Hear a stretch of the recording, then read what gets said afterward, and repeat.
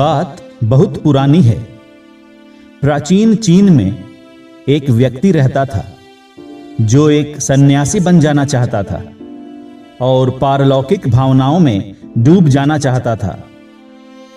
एक दिन वह अपने प्रांत के जाने माने गुरु के पास गया और एक सन्यासी बन जाने की इच्छा जाहिर की। इस पर गुरुदेव ने कहा कि क्या तुम बस एक सन्यासी दिखना चाहते हो या फिर सच में अंदर से सन्यासी बन जाना चाहते हो? उस व्यक्ति ने कहा, जब सन्यासी ही बन जाना है तो कैसा भी दिखूं, इससे क्या फर्क पड़ता है। मैं तो सच में एक सन्यासी बनना चाहता हूं गुरुदेव। इस पर गुरुदेव ने कहा, तो ठीक है, आज से तुम हमारे आश्रम में ही रहो। और हां, आज की मुलाकात हमारी आखिरी मुलाकात है और जब तक मैं ना बुलाऊं तुम मेरे पास मत आना। यहां इस आश्रम में लगभग 500 सन्यासी रहते हैं और तुम्हें यहां चावल कूटने का काम करना पड़ेगा। ठीक है गुरुजी, कहकर वह व्यक्ति चावल कूटने के बताए हुए स्थान पर चला जाता है। कहा जाता है कि उस व्यक्ति ने एक हल्के अंधेरे कमरे में रहकर 12 वर्षों तक चावल कूटता रहा। सुबह होता, 500 सन्यासियों के लिए चावल कूटता और थक कर रात को सो जाता। यही करते करते 12 वर्ष बीत गए, लेकिन वह कभी दोबारा गुरुदेव से नहीं मिला। उसने संतोष कर लिया था कि जब गुरुदेव ने कह ही दिया है कि जरूरत पड़ने पर बुलाएंगे तो माजरा ही खत्म हो गया। शुरू शुरू में उसके अंदर बहुत सारे विचार उठते रहते थे। फिर वह समझ गया था कि जब पूरे दिन चावल ही कूटना है तो सोच विचार का क्या फायदा। समय गुजरता है और धीरे धीरे उसके मन के सारे विचार खत्म होने लगे।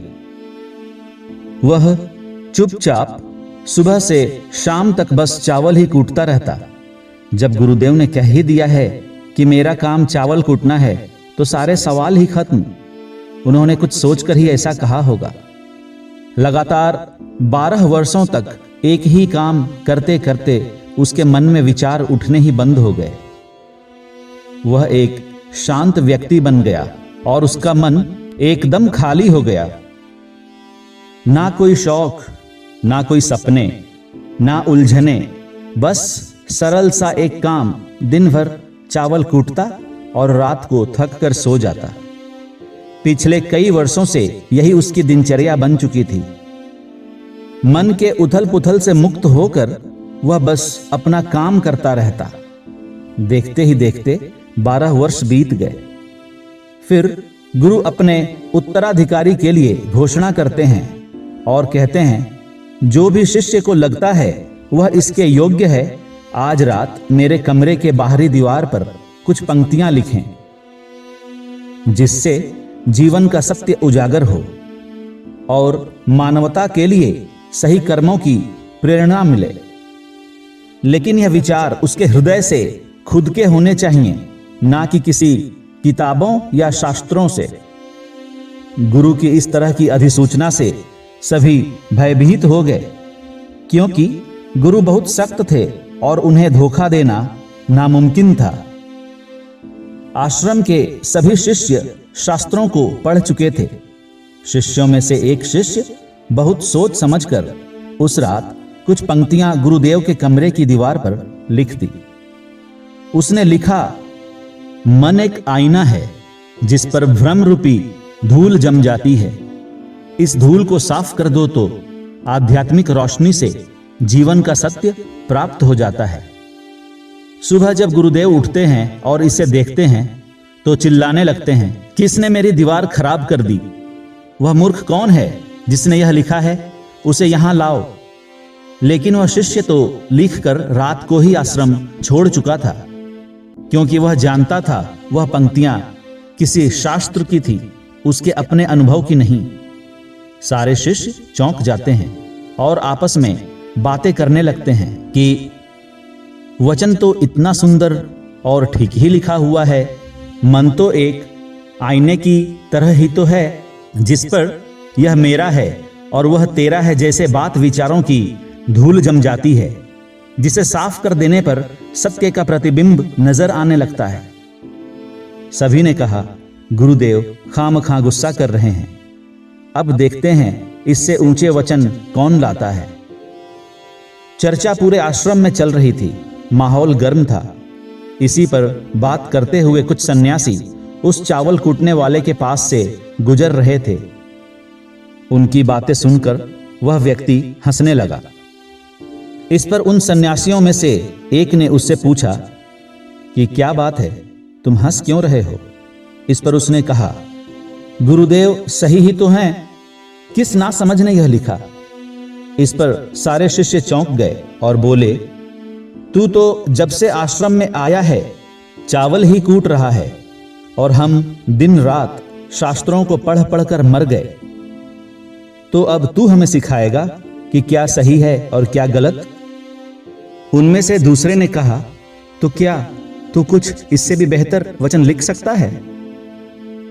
फिर उस व्यक्ति ने कहा, मुझे तो लिखना और पढ़ना नहीं आता है, मगर मैं बोल सकता हूं, तुम चाहो तो लिख दो, लेकिन यह बात जरूर याद रखना कि मुझे उत्तराधिकारी बनने का कोई शौक नहीं है, लेकिन मेरे विचार से अगर मुझे उत्तराधिकारी बनना पड़े तो मुझे लिखवाना भी नहीं है। इस पर वह शिष्य ने कहा, अरे तू छोड़ ना, बस बोल, हम लिख देते हैं। उस चावल कूटने वाले ने बोला कि लिख दो, कैसा आईना और कैसी धूल, ना कोई आईना और ना ही कोई धूल। जो यह एक बार समझ जाए, जीवन के शून्य और सत्य को प्राप्त हो जाए। इससे जीवन के सारे किचकिच खत्म हो जाते हैं। जब गुरुदेव ने इस वचन को पढ़ा और जब उन्हें यह पता चला कि यह वचन उस व्यक्ति के हैं, तो देर रात उसके पास जाते हैं और कहते हैं कि तू यहां से चला जा, नहीं तो आश्रम के शिष्य तुझे मार डालेंगे। ले ये मेरा चोंगा और पोथी पत्रा पकड़, तू मेरा उत्तराधिकारी बन या नहीं बन, लेकिन मैंने तुझे ही अपना उत्तराधिकारी मान लिया है। लेकिन अभी तू यहां से चला जा, नहीं तो आश्रम के लोग तुझे जीने नहीं देंगे। उन्हें यह बर्दाश्त नहीं होगा कि तू चावल कूटते कूटते ही सत्य को प्राप्त हो गया और वे शास्त्रों पे सर पटकते रह गए, इसलिए तू यहां से भाग जा। दोस्तों, बुद्ध भी अपने शिष्यों से कहते थे, जिस दिन तुम्हारे मन में विचार उठने बंद हो गए, समझ लो अध्यात्म, सत्य और बुद्धत्व की प्राप्ति का पहला चरण तुमने पार कर लिया है। इसलिए दोस्तों, बेकार की बातें और ज्यादा सोचना बंद कर बस जरूरत भर ही सोचना है और अपने मन के विचारों का निरीक्षण करते रहना है।